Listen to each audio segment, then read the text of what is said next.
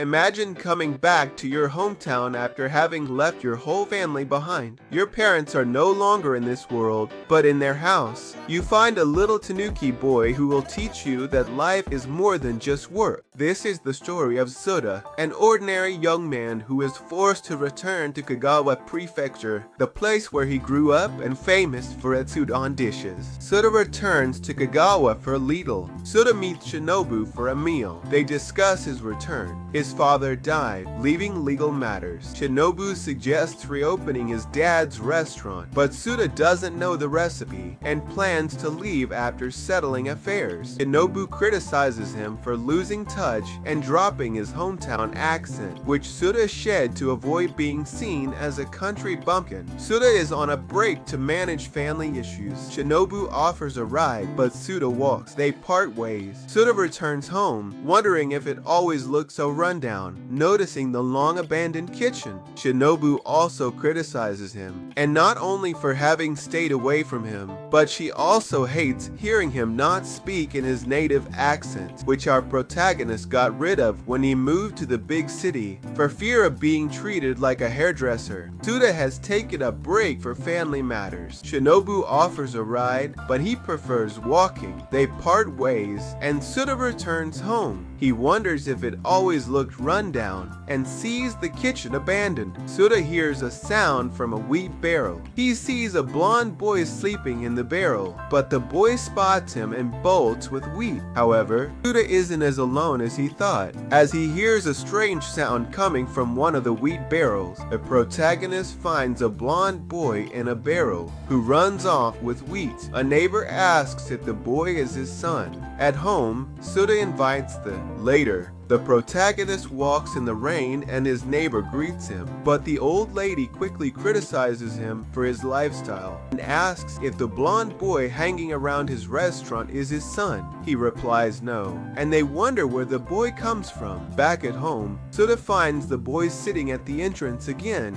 and tells him not to worry about the wheat. However, when he hears the boy's stomach growling from hunger, he decides to invite him to eat. While cooking, the protagonist tells the boy to watch some TV, not realizing that the little one has already started eating. This time, he's munching on the udon noodles completely raw. Suda calls Shinobu, and they decide to call the police since no one has claimed the boy, and he could be missing. While they wait for the authorities, the protagonist decides to let the boy watch some TV, especially a trendy show about an alien named Gao Gao, which the little one finds fascinating. Suda goes to his old room and retrieves some of his childhood clothes, including a raincoat that was his favorite and quite useful because apparently it's a very rainy area. At that moment, his sister calls him and he tells her that he will stay until he can sell the house and liquidate everything to move on to the next stage of his life. He also finds a notebook with his father's notes, but gets distracted when he hears the boy making a mess in the house while chasing a little frog. In the process, he also finds his father's recipe and reminisces about the time he lived at home.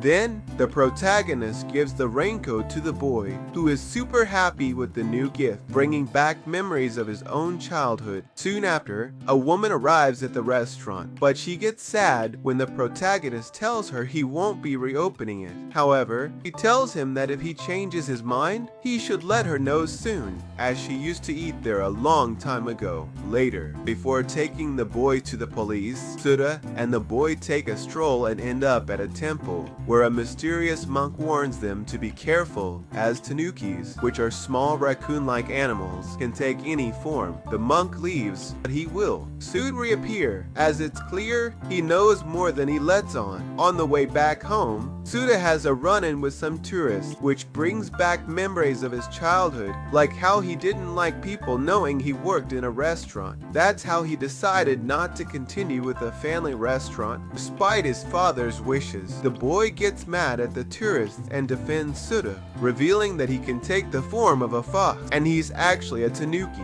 After discovering the boy's true nature, Suda runs away in terror and hides in his house, trying to convince himself that it was all a dream and nothing is real. But that's hard to do since the tanuki boy is outside in the rain, sad for being abandoned. The next day, our protagonist wakes up and is glad to be back in reality. But to his surprise, the tanuki has returned, only this time, he's not alone. The creature was being chased by our protagonist's neighbor, who saw a tanuki destroying her fields, so she decided to hunt it. And on top of that, make a tanuki stew, killing 2 birds with 1 stone. Suda hides the creature and tells the neighbor that he didn't see anything, so she leaves but not before dropping off some food for him. Suda warns the tanuki to stop destroying the neighbor's fields and tells him that when he gets hungry, he can come visit him instead. Happy, the tanuki regains his human form and hugs Suda, reconciling the 2 of them as they sit down to have lunch together. While they eat the lunch the neighbor gave them, Suda watches as the tanuki eats with his hands, which brings back memories of his childhood with his sister and parents. After eating, Suda bathes the tanuki and makes him promise not to transform or show his tail and ears to others to avoid being chased. They take a train to It's time to buy him some clothes, so the 2 of them head to the mall by train, which fills the little boy with joy. He had never been on one before. Seeing it, Suda remembers his youth, his school trips with Shinobu, and his big crush from school, the beautiful Manabe, to whom he never confessed his feelings because he thought she had a boyfriend at the time. This memory makes our protagonist nostalgic, as he wonders what Manabe's life has been like. He also realizes that when he's with the tanuki, he acts like a father to him. Suda and the tanuki go to the mall. The tanuki bumps A. They bump into a little girl, causing both of them to fall to the ground. The girl gets mad at the tanuki, but her mother appears and tells her she needs to apologize. The 2 parents chat, and the woman recognizes our protagonist, realizing she's talking to Manabe, who is now married, has the last name Tanaka, and has 2 kids. After the surprise, Suda chats with Manabe, and she asks if the boy is his son, to which he replies no, as he's just taking care of him as a favor for a friend. He makes up a name on the spot, calling the boy Poko. Manabe then introduces him to her kids, Nozomi, the oldest, and little Ataro. The 2 go to grab a drink with the kids, and Suda feels a bit let down, thinking that reuniting with his great love from youth would be a bit more glamorous, but it turns out to be just having tea with crying kids everywhere. During lunch, Nozomi sees the bond between Poko and Suda, who is feeding him, so she wants to be treated the same way.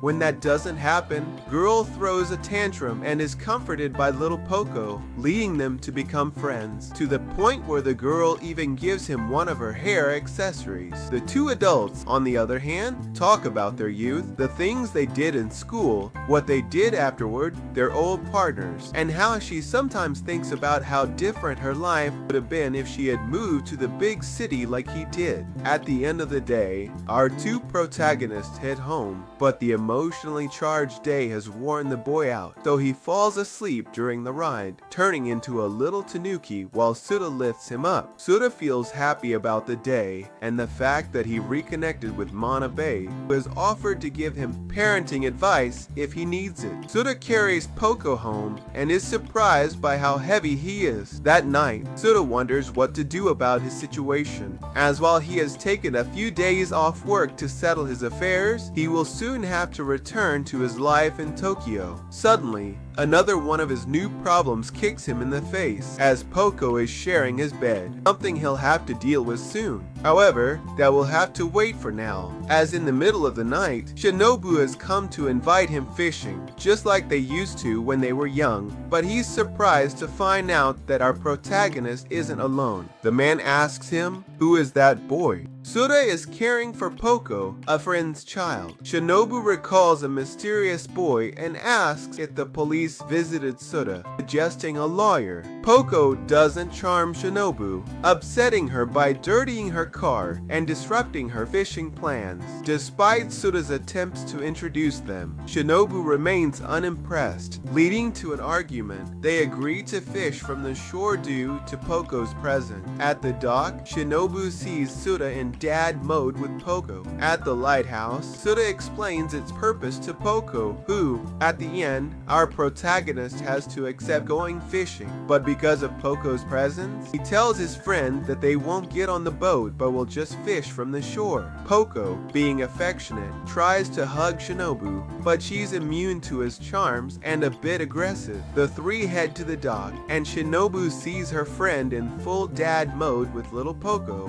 which seems to surprise her a bit. The trio arrives at the lighthouse at the end of the dock, and Suda explains to Poko that a lighthouse is what sailors use to find their way home. So the boy asks him to lift him up so he can touch it. Our protagonist lifts Poko a bit and complains about his leg pain. Shinobu notices this and asks how his leg is, revealing that he has a strange scar on his right leg. Suda replies that some days are better than others, and his friend offers to help him if he needs it, but he says he's fine. Later, Shinobu asks her best friend what Poko is supposed to be, and our protagonist worries that she might have seen his tail and that the Tanuki secret might be revealed, so he asks what she means. Shinobu asks again, but this time she's more specific and asks if Poko is a boy or a girl. When Suda replies that he's a boy, Shinobu laments how she treated him, saying that if she had known he was a boy, she would have treated him worse. After all the build-up, the group starts fishing, and the first thing Suda does is teach Poko that the bait isn't for him to eat. Then he teaches him how to fish, but according to Shinobu, everything he's teaching is wrong. 10 minutes later, Poko gets bored and starts exploring around, so the two friends catch up on their lives and talk about their old classmates who have grown up and even had kids, something neither of the two guys has done. Seeing how Suda treats Poko, it seems like he's already a dad, but when Suda asks his friend about his love life, he replies that it's like his mom always asking him the same thing and trying to set him up with different girls, which has made the relationship between mother and son a bit tense. He also argues a lot with his dad, although not as much as before, which is good considering the man is the director of the hospital where the boy works. Suda continues chatting and tells his friend that he's thinking about selling the house, which would cut all ties with the city, so he wouldn't have any reason to come back. But since he's been living there, nostalgia has taken hold of him,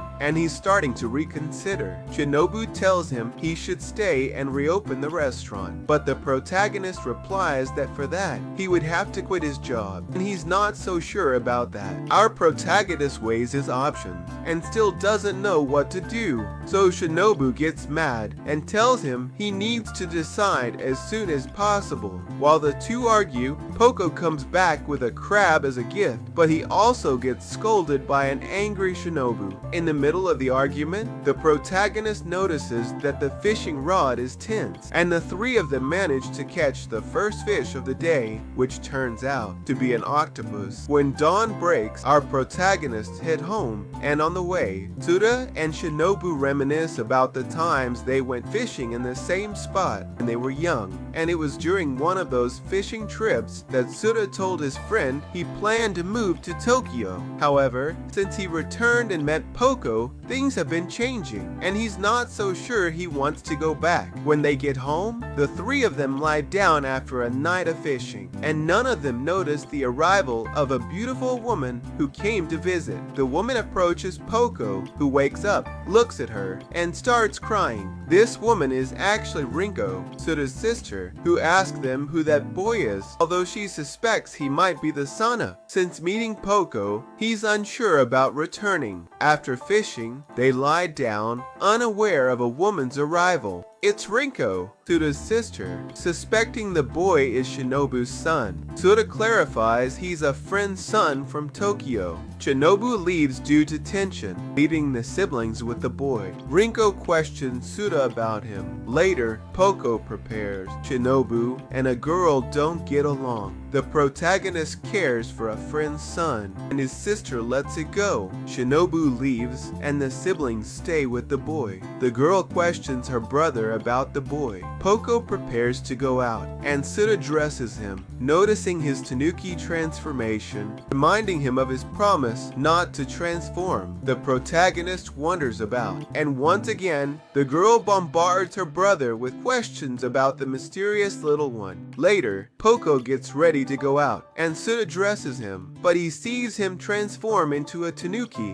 which reminds him of his promise not to transform in front of anyone, including his sister. While the boy changes, the protagonist wonders what will happen to Poko when he leaves. Who will beat him, and where will he live? But when Suda comes downstairs, he sees that Rinko has already settled in and cleaned the house using her homemaker powers. However, he feels a bit sad about having to part with the house he grew up in. To lighten the mood, our protagonists decide to take a stroll around the city and grab a bite to eat. So the three head to the Yashini temple. Rinko cracks a joke that Poko looks a bit like the raccoon-shaped deity. Suda laughs at the joke, can't help but notice a certain resemblance, and wonders if the monk from that time knows more than he let on. Then Rinko enters the temple, which, to be honest, has a lot of Tanuki decorations, and tells her brother that it's time to pray a bit. Inside, Suda teaches Poko about the temple's culture and the people who visit it, while Rinko asks her brother for money for the offering, saying she forgot her wallet, which seems to be a common occurrence between the two siblings. Then the three of them buy some fortune slips, and Suda gets a curse, a blessing for Rinko, and good luck to Poko. The three of them get ready to hang their fortunes, and Suda lists Poko. But once again, his leg injury is bothering him, so he makes a joke saying it's because of his age, something that doesn't sit well with his sister. She tells him that she's only 30 years old, and it's still not time to have old people problems. Later they go out for ice cream, and Rinko has a faint memory of when they were kids, as they had visited this place with their father, but Suda doesn't remember. Seeing Poko eating his ice cream by himself and making a mess, Rinko tells Suda to help him, but the guy says he prefers the kid to learn on his own. However, Rinko gets nervous about it and raises her voice, which scares Poko and causes him to spill his ice cream. Then the two talk about their lives. Rinko feels sad about being so bad with kids and wonders if it would have been better if she had her own children. On the other hand, Suda laments that his father never appreciated his work as a graphic designer and wonders how his life would have been if things were different. Suddenly, the protagonist sees Poko throwing stones into the ocean and remembers the time he visited the place with his father, who taught him how to throw stones. So he proceeds to do the same and teaches Poko. At the same time, the protagonist receives a call from work but decides to ignore it, and his sister asks him how long he plans to stay and if that won't cause him problems, but he says he prefers not to think about it. During the walk, little Tanuki gets lost and ends up walking on a wooden bridge, which scares the adults, scaring him too, causing his leg to get stuck in one of the planks. Suda tries to come to the rescue, but he's afraid of bridges and freezes up. So Rinko, who isn't an expert either, jumps onto the bridge and saves the kid, even though he wasn't really in much danger. But hey, kids will be kids. Rinko calms Poko, singing a lullaby that makes him hug her tightly. Her maternal instincts kick in. On the other hand, the woman feels so moved by the gesture that her maternal instincts kick in, especially when the child tells her he loves her. Suda finishes crossing the bridge and meets up with Poco. So, the three of them return home and Rinko asks Poco if he wants Shinobu, but the kid doesn't know how to respond because he doesn't remember the doctor too well. Speaking of Shinobu, it's time to learn a bit more about our protagonist's friend, so we go back to the past and see him as a child, coming home to see his dad, who is always found with a pipe in his office. This left a mark on the boy, who to this day still lights up a pipe every now and then. Back in the present, the doctor is outside taking a leak when he gets a phone call from Suda, but when he answers, he finds out it's Poco on the other end of the line. The three of them gather for lunch, although Shinobu isn't happy since he had to drive the latest model car, so he couldn't have any beer. On top of that, Suda tells him they need to ask for a favor. After lunch, Shinobu agrees, and Suda tells him they need to go to his old high school because Manabe asked him to help prepare a video for their upcoming alumni reunion and wants to film their old teachers who won't be able to attend. Shinobu, who doesn't enjoy Poco's presence, asks Suda what's going on with his extended vacation, and she also asks him when he thinks about having a moment alone he spends caring for him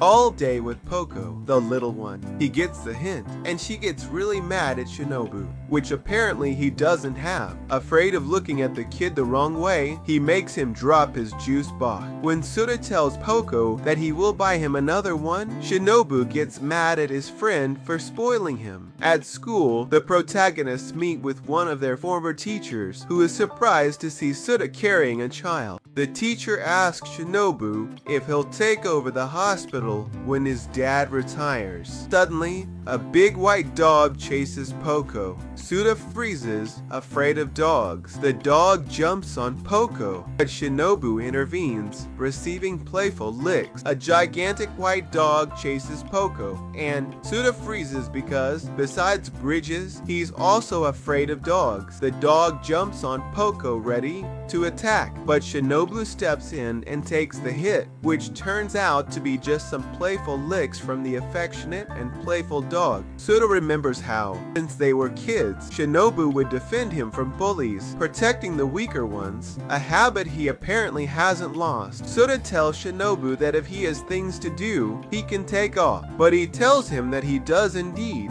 He has things to do, but he'll still accompany him. Suddenly, the dog's owner shows up, apologizing because of the scare, and Suda recognizes her as the woman who went to eat at his restaurant the day he returned home. Her name is Sei Fujijima. She apologizes, and he notices that Poco has made a friend about her dog, Mariruka. This will remain there for now.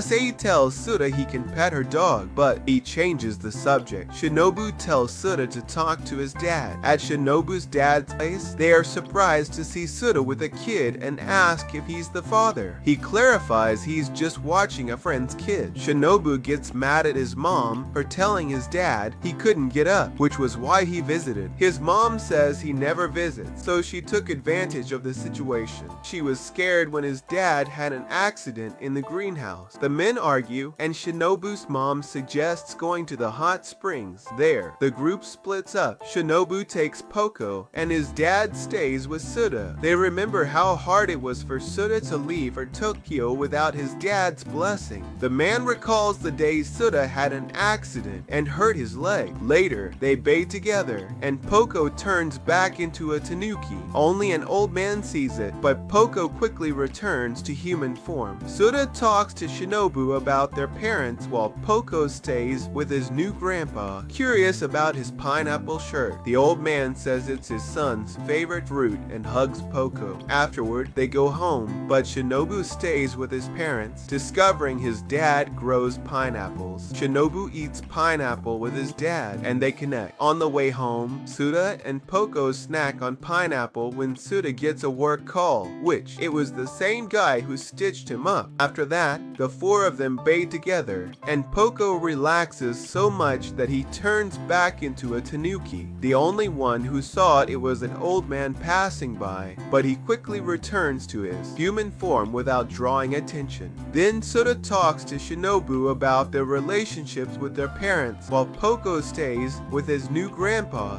who is curious about his shirt with a pineapple decoration. The old man tells him that's his son's favorite fruit and hugs the little one affectionately. After that, everyone goes back home, but Shinobu stays a little longer with his parents, discovering that in the greenhouse, his dad grows pineapples. Shinobu sits down to eat some pineapple with his dad, and they start to chat and connect a bit more. On the way back home, Suda and Poco snack on some free pineapple when our protagonist gets another phone call from work and finally decides to answer it. As we all know, that's not a good idea. They never call you from work on vacation to give you good news. And sure enough, there's bad news. In the past, after the accident we still don't know about, while he was in the hospital recovering, Suda decided to kill the boredom by learning how to make web pages, which caught the attention of a man visiting another patient there. In the present, Poco wakes up, but this time he's not in the usual city because, due to a work emergency, Suda decided to return to Tokyo, taking his adopted son with him. Back at the office, Suda's co-workers welcome him warmly, although they're surprised to see him with a little kid since Suda doesn't know where to leave him and brought him to the office. On top of that, the visiting room is occupied because the agency is on red alert, and the employees are working day and night without stopping, so they use the room to sleep. Suddenly, Suda's boss walks in,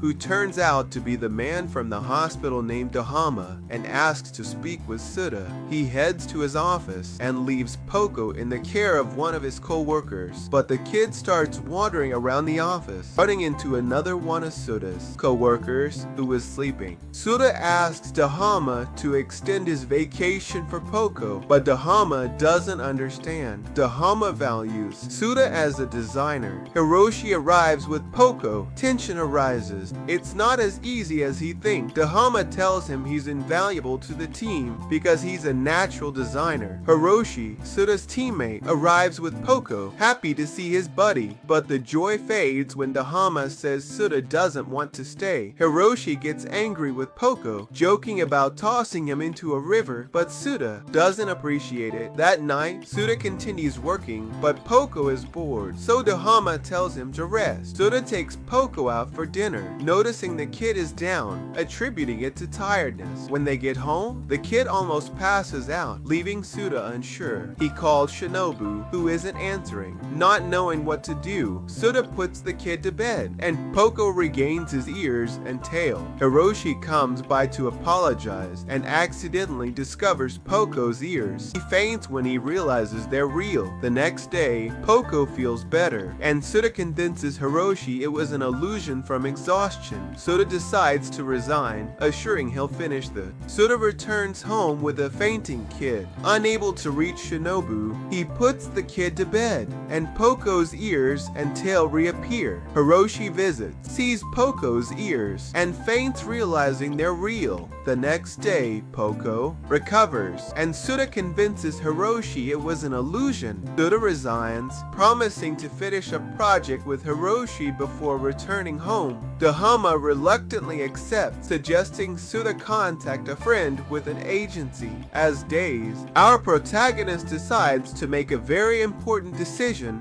and hands in his resignation letter, assuring that he will finish the special project alongside Hiroshi. But once it's done, he'll return to his hometown. Dahama doesn't want to hear about losing his best employee, but seeing that Suda is determined, he accepts his resignation, telling him he'll think it over. As the days go by, things improve. Hiroshi improves his relationship with Poco, and Dahama accepts Suda's resignation, even telling him that when he goes back to his hometown, he should talk to one of his friends who has an advertising agency, which could be helpful, although he warns him that the guy has a terrible temper. The friends walk around the city, but when they cross paths with a dog, Hiroshi remembers seeing Poco's tail and wonders if it was also an illusion, or maybe not. So he tells our protagonist that one day he'll visit him in the countryside. For now, we can assume we'll see him again after finishing the special project. Our protagonists return to Kagawa, and Suda informs both Shinobu and Rinko that he has resigned from his job and decided to live in Kagawa, although he still maintains the lie that Poko is a friend's kid. Rinko starts to suspect that there's something odd about that kid, but he promises her that he'll explain everything in due time. On the other hand, Shinobu asks how he'll manage to live without a job, to which the protagonist replies that he has some savings that can last for a while. Plus, he already has a contact for work as a designer in a nearby city,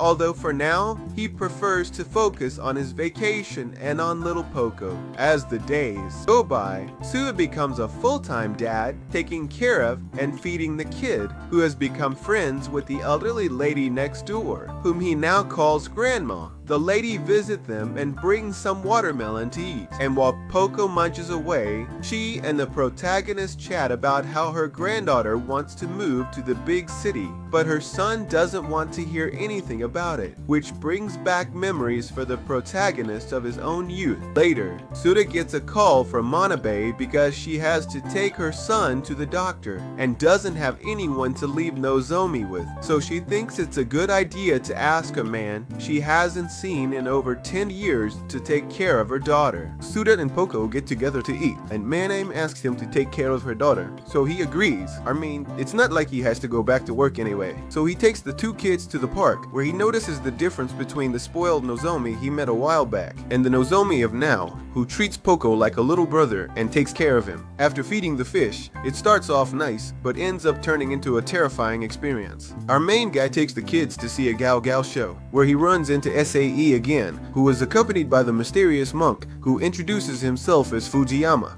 SAE excitedly asks him if he has reopened the restaurant. He replies no, which disappoints her. Then, she tells him that Fujiyama is her older brother, who seems to have an obsession with tanuki, since he's a big collector of figures of those animals. Another interesting fact about him is that it turns out he's also a DJ, and he's in charge of providing the music for the Gao Gao event, showing that he has many facets to his personality. The event is a success, and all the kids dance to the tune of the Gao Gao song, even SAE herself. After the show, a tired Suda finally gets to rest, wondering about the mysterious siblings, while the kids go off to play. At the end of the day, Suda returns Nozomi to her mom, and they both laugh about how life is. And now both of them are parents. Suda puts paper on the wall for the kid to paint, recalling his own childhood. He discovers an old drawing his dad couldn't erase. Poko sleeps in his lap, since when he was a child, he also used to paint the walls. He discovers an old drawing of his that his father could never erase. Later, Poko falls asleep in his lap, and everything seems to be calm. But our main guy gets a phone call from his old boss, Dahama, who tells him that he has already set up a meeting with his friend from the island, Shotashima, which is just a ferry ride away, making it really convenient for our main guy. Suda gets organized, and Dahama warns him that the head of that agency is quite particular. He also mentions that when Hiroshi found out he was going to Shotashima, he grabbed his bike and headed over there to visit him. On the ferry,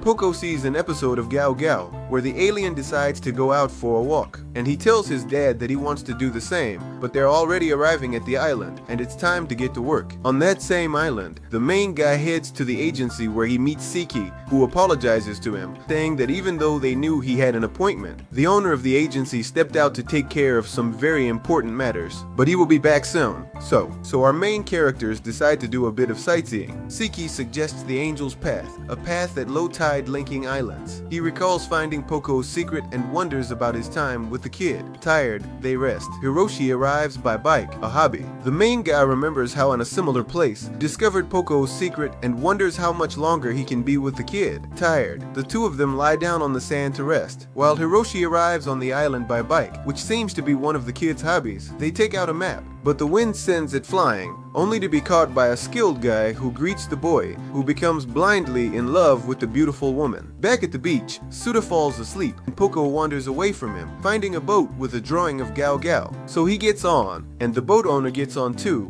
not realizing that he has a stowaway. Set sail for the ocean. When Suda wakes up and notices that Poko has disappeared, he starts to worry. And on the other hand, Siki meets up with Hiroshi, who is having a crisis after meeting the woman of his dreams. Not asking for her number since he can only communicate by typing codes, something that Siki finds terribly frustrating. Since he doesn't really enjoy dealing with so many uninteresting people, Suda shows up and asks the woman if she has seen Poco, so everyone quickly organizes to search for the little guy and they split up. Our main guy, desperate, searches the whole island, even in the forest, where his mind starts to imagine the worst scenarios. The young guy gets more and more desperate until he sees the little tanuki coming out of the forest, but a car approaches, so he risks his life to save him. Luckily, the car stops, and Rinko shows up, wondering what's wrong with him, and he, seeing that it was a real one, Tanuki, breaks down in tears, telling his sisters that he doesn't know what will happen to him if something were to happen to Poco. She, tough as always, calms him down and tells him to relax. Realizing that this experience has revealed to her how much she loves the little boy, Rinko prepares to search, but Suda recognizes her son's voice. In the distance, he sees him arriving in a boat. The owner returns it to him, and the child, who does not understand anything of what happened, he tells Suda how much fun he had, but the boy, in tears, begs him never to go off with a stranger, which makes little Poco sad. The boat owner apologizes when Siki shows up, revealing that she is the head of the Manabu Siki agency, a distracted man who, as soon as he saw the kid, should have returned him. Since the fishing was interesting, he decided to stay a little longer, unaware of the trouble he was causing. It's also revealed that not only is Siki her husband, but Rinko is married too, something that Hiroshi discovers the hard way, since when he meets her again, he discovers that she is his friend's sister. The boy realizes that his best friend would become his brother-in-law, and that makes him happy, but when he finds out that Rinko is married, he runs off, heartbroken, cursing his bad luck with everything, back to normal. Our main characters get back to their business, and Suda reconciles with a sad Poco on the way home. Our main characters are surprised to find that they have a visitor, as Hiroshi was waiting for them with a broken heart. He tries to find out that Rinko is married and asks her to cook him some udon at home. Hiroshi gets along really well with Poco, but Suda isn't in the mood for visitors, and especially the ones who complain about not going out with their sister, so he doesn't know how to comfort his friend. Poco shows Hiroshi a rare doll. Manabu gifted it after hiring. He realizes it's a discontinued collector's edition and super expensive, so he asks him where he got it, and he tells him it was a gift from Manabu after he got hired at his agency. Indeed, Manabu told Suda that even though things are going well with the agency, he feels that being on a small island means they're not tapping into their full potential, so he has decided to hire him to help with managing social media. Suda talks about this like it's the most normal thing in the world, but Hiroshi responds that that's not common at all, since it seems the main character doesn't know that Manabu is known as the legendary creator of none other than Gao Gao, the show that Poco watches every night. Then in the kitchen, Hiroshi convinces our main guy to whip up some udon, even though he doesn't know how to cook it, so he has to rely on his dad's old recipes. The group cooks, discovering the udon is kneaded with feet. Poco relaxes, revealing his tail and ears. Poco gets nervous. In fact, the group is having so much fun that Poco starts to relax, which accidentally reveals his tail and ears, so Suda has to hide him from his friend. The situation gets tense, and Poco starts to get nervous, so he doesn't regain his human form. He runs into the field. Suda tells Hiroshi he sent the little one to the garden to find Sebajin. Poco realizes he can't keep his promise to Suda. Suda, as a tanuki, finds him half transformed. He tells Poco to fully transform. Hiroshi arrives and sees Suda with a tanuki. Hiroshi, still suspicious, asks about Poco. In his form, Tanuki, Suda, goes to look for him and finds him half transformed, and seeing that Hiroshi is approaching, he tells him to completely transform. So when the boy arrives, he sees our protagonist with a tanuki. The two continue searching. Hiroshi asks about Poco. He recalls arriving at the agency and being treated differently. Suda supported him. He says being different is okay. Hiroshi remembers when he arrived at the advertising agency and how the rest of his colleagues treated him strangely for being different, except for Suda, who from the very beginning always supported him. So he replies that there is nothing wrong with the kid being different. Now feeling more at ease, Poco finally regains his human form, and the trio gets ready to have Suda's homemade udon for dinner. But the results are disappointing. At night, the main guy talks to his sister, who points out his recipe mistakes and mentions Poco, recalling Suda's words. She reminds him that the kid has parents and should eventually return. After the call, Suda talks to Poco, realizing maintaining human form drains the kid's energy. He suggests Poco transform into a tanuki to rest together. Meanwhile, Monk Fujiyama talks to his sister Sae about Suda and the kid he's caring for. So he tells him that he can transform into a tanuki so they can sleep together while our main characters rest. Meanwhile, the Monk Fujiyama is talking to his sister Sae and asks her about Suda and the kid he's taking care of, while taking notes in a mysterious diary. Sometime later, Rinko visits our protagonists and quickly clashes with Shinobu, who asks Suda why his sister Anna is bothering them and cleaning the whole house, to which our main character replies that tomorrow marks the anniversary of his mother's death. Later, Shinobu tells them that, at his mother's request, he has decided to set up some dates in hopes of finding a wife, and even though he's not too sure if that's going to work, he's doing it more for her than for himself. Suda tells him he's glad to see he's listening to his mom, even if it's just because she was crying, although he also mentions that he doesn't remember ever seeing his mom cry. Rinko tells him not to worry about it, because if his mom were alive and saw that her 30-year-old son isn't married, doesn't have a girlfriend, and on top of that has a kid, she'd be crying more than ever. Then, after cleaning up, Rinko offers to cook, but his brother and Shinobu aren't too convinced, because beyond her skills, cleaning the kitchen was never her sister's strong suit, even though Poco can eat just about anything. Thank you, no drama here, it's lunchtime, and even though everyone is trying their best, the food just isn't good, and Poco even has trouble digesting it. Suda explains to his sister that he didn't cook one of the ingredients properly, which made the food taste really bitter, but she takes his constructive criticism the wrong way, and leaves crying. Shinobu, who has experience in these kinds of situations, runs after her, and outside, Rinko walks away heartbroken, so Shinobu follows her closely, but the woman asks him how much longer he plans to follow her. He replies that he'll keep doing it until she stops crying, since this isn't the first time they've found themselves in this situation. Suda was in a coma. Rinko was heartbroken. Shinobu reassured her. He fell into a coma for 2 days, and Rinko was walking around heartbroken, back and forth, and right behind her was always Shinobu, reassuring her that her brother was going to be okay at that moment. She replied that they told her the same thing when her mother got sick, and it turned out to be a lie. But he assures her that their father wouldn't let anything bad happen to her brother.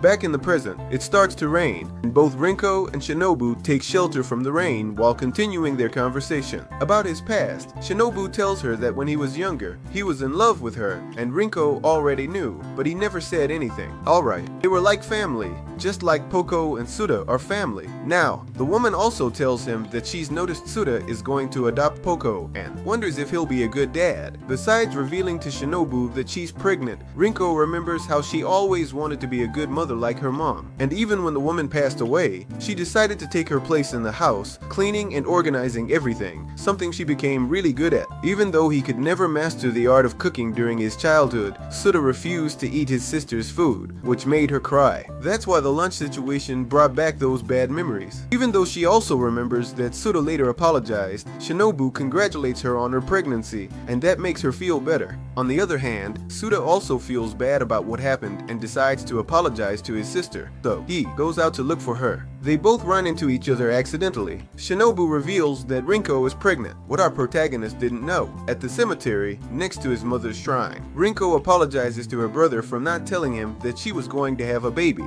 but she explains that the reason she didn't is because she was going to announce it. When they go to the cemetery and tell the whole family, the three of them pray together, Rinko and the others. He tells his mother that he always feared having a child and not being as good as she was, but ever since she met Poco, she decided it was time to let go of that fear and give it a shot, even though she still wonders if she'll be a good mom. Suddenly, an excited Poco releases a golden energy, allowing our protagonists to relive the memory of their parents. And like her mother, before leaving, she assured her that she would be the best mom in the world. The memory fades away, and Suda, she tells her sisters that her mother is right and that she will be an excellent mother, since after all, she raised him back home. The protagonist also remembers his father and wonders if this is due to the place or something else.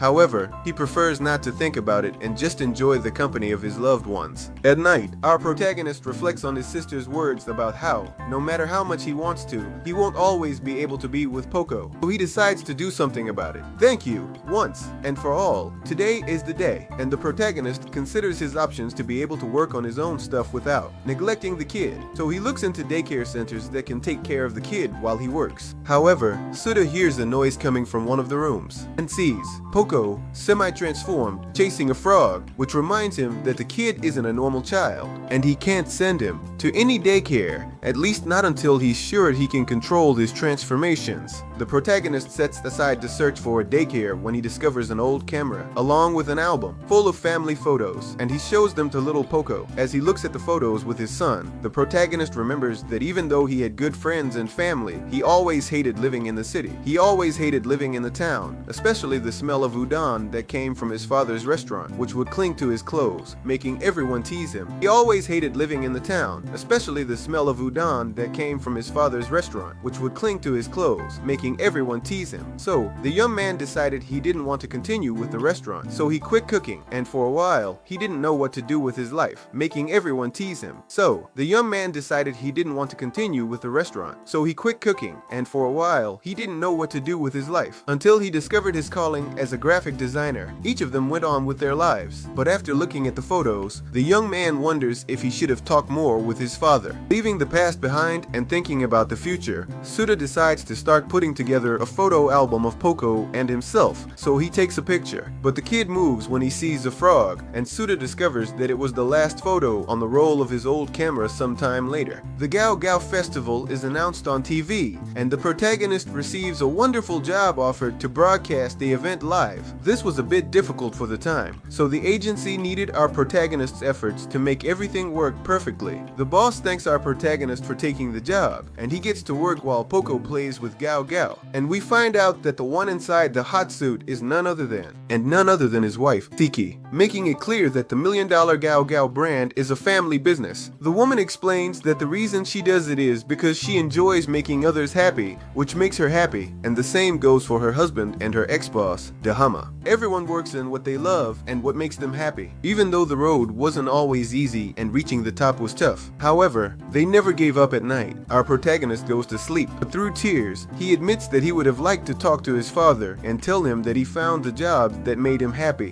While he cries, Poco wakes up and looks at his father, not knowing what to do. The live broadcast had been a success, and the festival was organized perfectly, to the point where the protagonist didn't need to keep an eye on anything. So he gets an invitation from Manabu to go with the kids to the festival. Time passes, and Shinobu comes to visit. So the protagonist shares the news, since he has decided to stay in the village. The young man is happy and asks if he's going to reopen the restaurant, saying that if that happens, he would come to eat every day. But Suda replies that he doesn't plan to leave graphic design and will work from home. The festival is approaching, and Rinko visits them again. Suda asks her if everything is okay at home since she's been visiting so often, but she replies that everything is fine. It's just that her husband is on a business trip, so she decided to pay them a visit so she wouldn't feel so lonely. Our protagonist tells her that he has decided to take care of Poco, and she asks what his parents think about that, to which he reveals that everything he told them had been a lie, although he still doesn't know how to explain the true nature of the little one. Rinko asks him if he felt anything at the cemetery when they went to visit his mother, since she felt a peaceful energy surrounding her, and he asked her if Poco had anything to do with it.